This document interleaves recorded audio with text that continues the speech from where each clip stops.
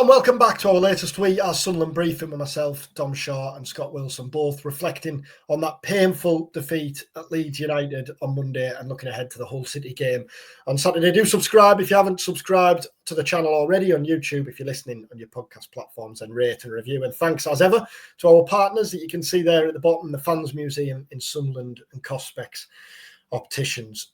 Scott, Elland Road, Christ, Leeds and Sunderland games have kept you on your toes this season, haven't they? Been a couple of good ones, haven't there? I was just kind of thinking that when the goal went in, how different it was. The mood in the away end at Elland Road and the mood at the stadium alike, when obviously Melier did his bit of magic earlier in the season. I thought it was a good game. I thought it was a really good game. In terms of a game between two top-end championship teams, I think that's about as good as you're going to get, really. I thought Sunderland played well for the most part, and I thought the first half they played very well. I thought it was close to being the perfect away performance, really. Solid, competitive, well organised, but definitely carrying a threat on the break. Obviously, get the goal. And then in the second half, I've seen some suggestions that Sunderland then kind of became too negative, dropped. I don't think it was that.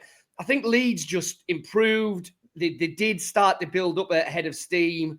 That did force Sunderland back. I still thought they were holding on pretty well. It wasn't like Patterson was having to make a raft of saves and it was Leeds swarming all over them. But then obviously Leeds get the equaliser. And then, even at that stage, to be fair to Sunderland, I don't think they crumbled. What I would say in that second half is there wasn't an out ball for Sunderland anymore. Whereas in the first half, yes, they didn't have a lot of the ball, but when they got it, they looked a real threat. They were progressive with it. They got up the pitch. They caused problems. That wasn't the case in the second half. It was one-way traffic. So in some respects, I don't think they can really complain. Leeds certainly, if they had taken nothing from the game, would have had a right to feel hard done by. I think maybe a draw would have been a fair result, but and then I guess the other takeaway is a lot of late goals Sunderland have let in this season, and we have talked about it. Now, to be fair, they've scored some late goals as well, so it's not just the fact that they've constantly been given late goals away, but they have given a fair few away now, and obviously it was another one, wasn't it, in the 95th minute rewrite time on the press benches at Elland Road. We'll get to those late goals, but and you wrote about this afterwards. Fair play to Farke, because the changes he made were bold, weren't they? Bringing a midfielder and a defender on, and it paid off.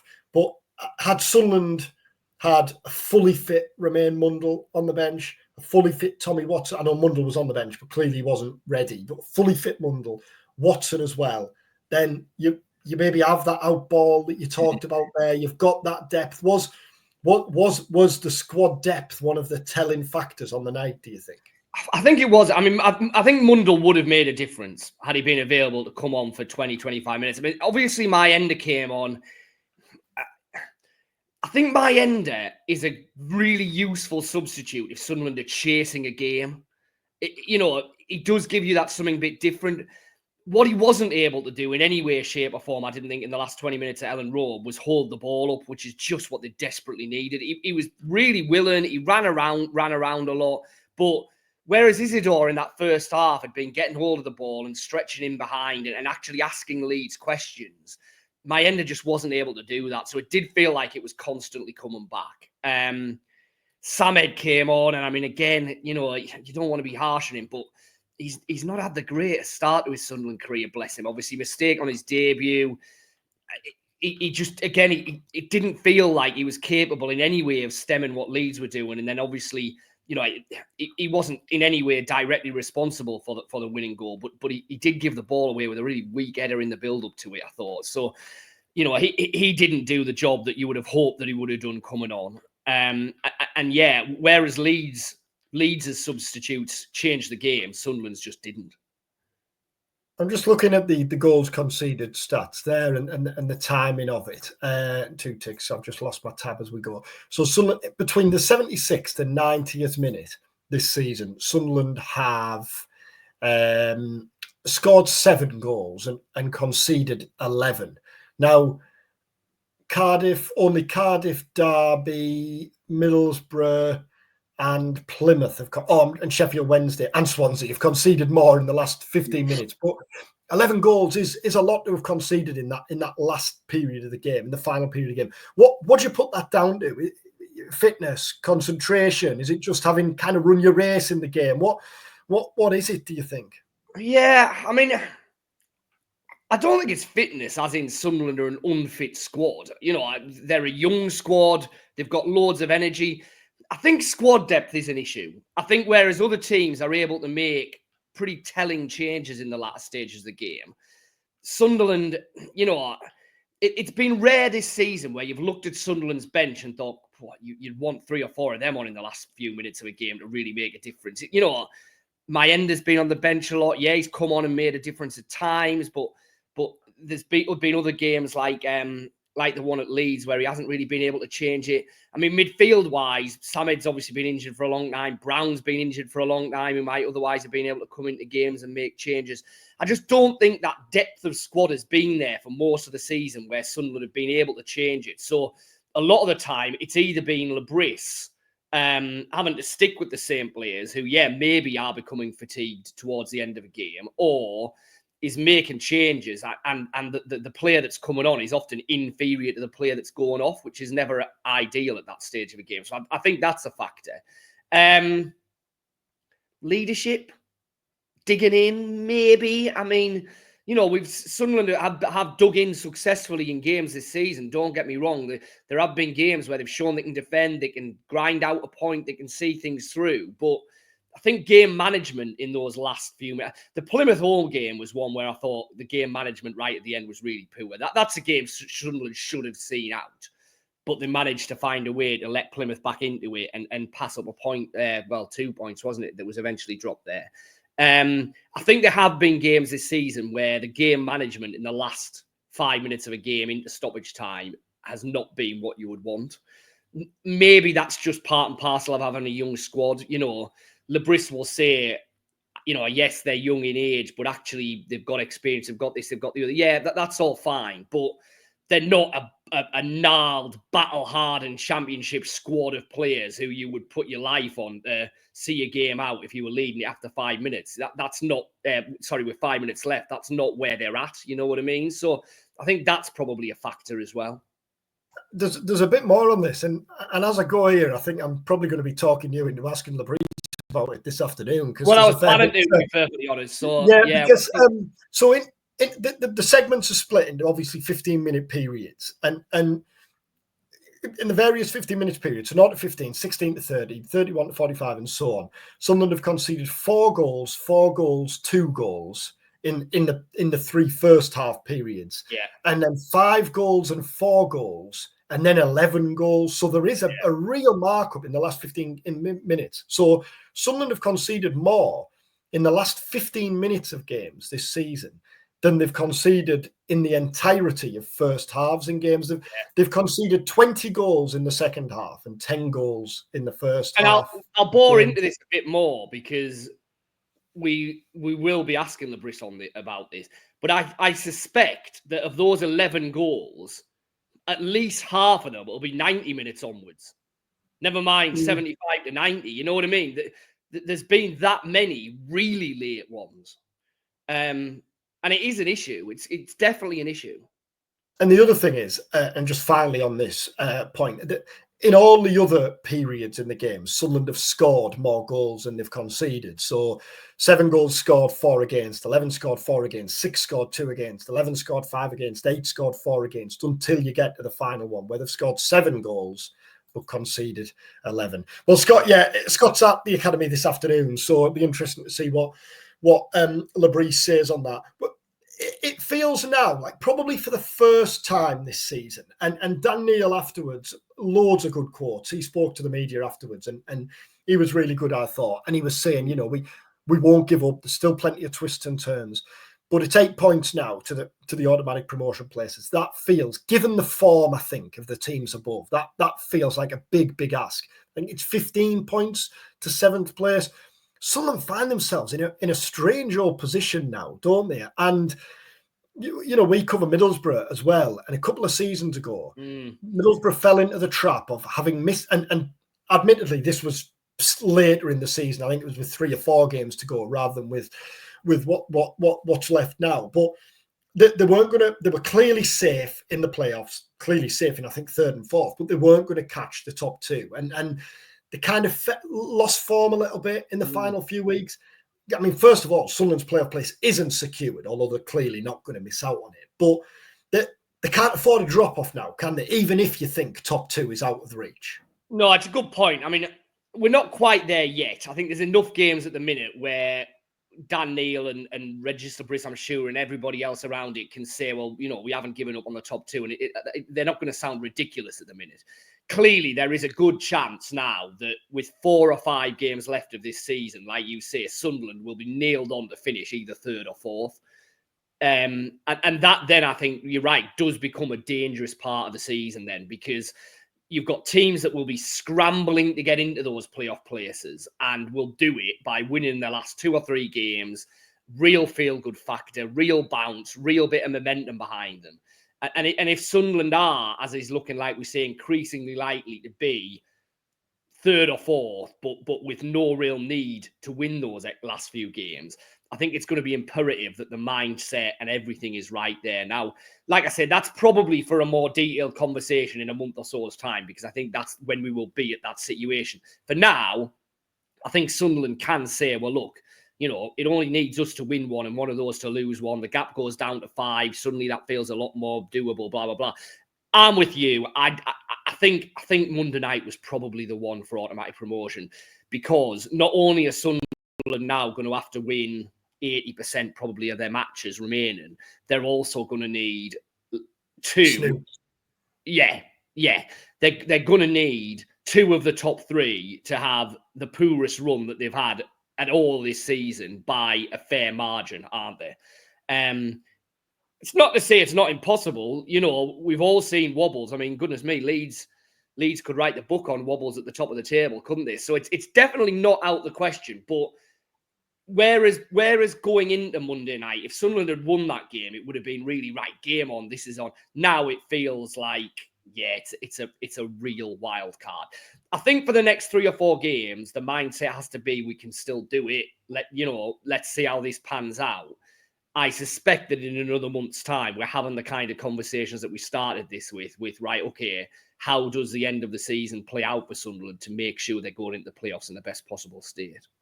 Because if you do get it back to 4 or 5 points, then it's Leeds and Sheffield United who've got everything to lose, and Sunderland who've got everything to gain. It almost gets to the free hit territory where Sunderland aren't expected to catch those teams. And you mentioned there that Leeds have had a fair few wobbles. I mean, last season they looked nailed on, didn't they, for promotion, and made a mess of it. Was there any nervousness, edginess, anxiety inside Elland Road on Monday? Because I think that's the question with Leeds. I think it's widely agreed that Leeds are the best team in the Championship. How will they negotiate the last half a dozen games when they're top and they need to keep getting over the line in games? I know what you mean. No, I wouldn't have said that really, but I think that was probably because Leeds went behind. So the crowd were kind of trying to get them back into it. Maybe it would almost have been edgier if Leeds had been 2-0 up and Sunderland had scored with 5 minutes left and were really knocking on the door to get an equaliser. That's maybe when Elland Road would have got edgy. Because Leeds went behind, I think there was a kind of, right, let's get behind them and get them back into this kind of thing. I think when the equaliser went in, I'm not saying that Leeds would have settled for a point at that stage, or the home fans, but I think there was a sense of, well, okay, we've limited the damage there. You know what I mean? Then obviously they go on and win it. Thought the Sunderland fans were really good. I know, the atmosphere at Elland Road on a night is class. It's the best, it's outside of, obviously we're going to see our own teams up here in the Northeast and that, but I think it's the best. I think it's the best atmosphere pretty much in the Championship for a night game, and it was great. It was, it was a proper big atmosphere, big game. But yeah, I think Leeds will get over the line this time. I do. I think they're the best team in the league, and I think they'll end up winning it. And I know that's hardly putting my neck on the line, given they're top and they've been doing this all season. I think I think that I just fundamentally think they're a better team than Sheffield United or Burnley. I think they'll win the league. Yeah. Fixtures run across the bottom then. Hull, Sheffield Wednesday, Cardiff, Preston, and Coventry away. I mean, those 3 home games in particular, Hull, Cardiff, and Preston, all look like big opportunities. But Dan Neil was quick to point out after the game on Monday, we need to learn from that Preston game, which I thought was an interesting admission, really. I can't remember his exact quote off the top of my head. From the Plymouth game. It's almost an admission of we maybe took our eye off the ball a little bit there. Plymouth game, sorry, yeah. We almost took our eye off the ball a little bit there. We can't do that again. Hull aren't in great form. I think winless in 3, one win in 5, 1 point above the relegation zone. It is absolutely, all things considered, a game Sunderland should be winning and need to be winning, but you just need to get over the line and do it, don't you? Especially on the back of a defeat. That's the thing, because you look at those run of games there, and like you say, Hull, Cardiff, Preston at home, but we kind of said the same, didn't we? Plymouth, Luton, Watford at home, and it just didn't work out. That Sunderland take 5 points from it, when really on paper before we're saying, well, 7 or 9, really. That run of the next 3 home games feels like a 7 or 9 pointer. And I think for Sunderland to have any chance of top 2, it has to be 7 or 9 points. I wouldn't like to think I have my absolute mortgage on it being like that, because the Championship doesn't generally work like that. And Sunderland haven't, they haven't looked at home in the last few months like all they have to do is turn up to win a game of football, have they? And yeah, I mean, I think they'll take. I'd be surprised if they lost any of those games, but I could see a couple of draws potentially in there again. Hopefully not. The next 4 feels like a massive run, doesn't it? Before they going to Coventry, those next 4, like I keep coming back to, if Sunderland are going to have any chance of breaking their way back into the top 2, it feels like 9 from the next 12 is an absolute minimum requirement for them to have. I was going to say, yeah. I was going to say, if you look at those next 5, I think it's an 8-point gap here now to the top 2. I think if you would, if clearly big ask, you were to get 10 or 11 from the next 15 available, I think there's every chance that gap is certainly no bigger. Yeah. Yeah, there's a good chance that shrinks the gap a little bit to at least, to at least second place, doesn't it? It feels like, it feels like that. But yeah, can Sunderland do it? We'll see, can't we? I mean, match by match, there's absolutely no reason why they cannot win every single one of those games. We've seen that. We know that. But certainly in the last couple of months, stringing 3, 4, 5 wins together has been difficult for this team, whoever they've been playing at home. You know what I mean? So we'll see. Just finally, then, before we wrap up, Hull Saturday, you're there. We don't know team news yet because you're going over to speak to Regis Labrise this afternoon. But just on the back of Monday, would you expect any major changes? Will Mundle come in to start? Well, that's going to be the prediction. Yeah, that's going to be the interesting thing, isn't it? The big selection questions over the next month or so, I guess, does Ballard keep his place ahead of Methven? Well, at the minute, the answer to that seems to be yes. And how and when do Mundle and Watson come back into this team? And what does that mean then, obviously, for Lafayette and where he ends up playing? I mean, clearly he didn't think Mundle was right to come on at all at Elland Road, so it probably feels like we're at least another game away from him being ready to start. I suspect Mundle will still be on the bench, but will come on at least at the weekend. But when does Mundle go back in? Once Watson's also fit, which of those are ahead in the pecking order? And what do you do? Presumably, Lafayette then moves to number 10. So what does that mean for Job? What does that mean for Chris Rigg? What does that mean for Dan Neil? I think they're the interesting kind of questions and dynamics. It maybe feels like we're still a week away from actually seeing that because, like I say, the fact that Mundle didn't play a minute probably makes it unlikely that he starts against Hull. I think it's more likely that he's on the bench, but probably comes on after an hour or so to at least get a decent substitute run out. And then we'll see. I mean, Paveda feels like he will be a sub for the remainder of the season unless injuries really ravage the squad. Alan Brown probably feels like he'll be a sub for the remainder of the season unless injuries really bite and cause a problem. Samed, I suspect, will kind of come in and out every now and then if players are needing a rest, or if Lebris does feel he wants to tweak the tactics slightly. The two who clearly I think could be regular starters between now and the end of the season are Mundle and or Watson, and it's going to be interesting to see how that plays out. Yeah. And prediction Saturday home win. I think they'll win. Yeah, I do. I mean, I know we keep on saying this. I think they'll win. I think it might be tight. I think it might be. It's not a very Sunderland scoreline, this. It hasn't been all season, but I think it might be 1-0. So no Mason Burstow or Joe Gellart goal for Hull? No Mason Burstow or Joe Gellart goals, no. 1-0 Isidore. 62. They all count.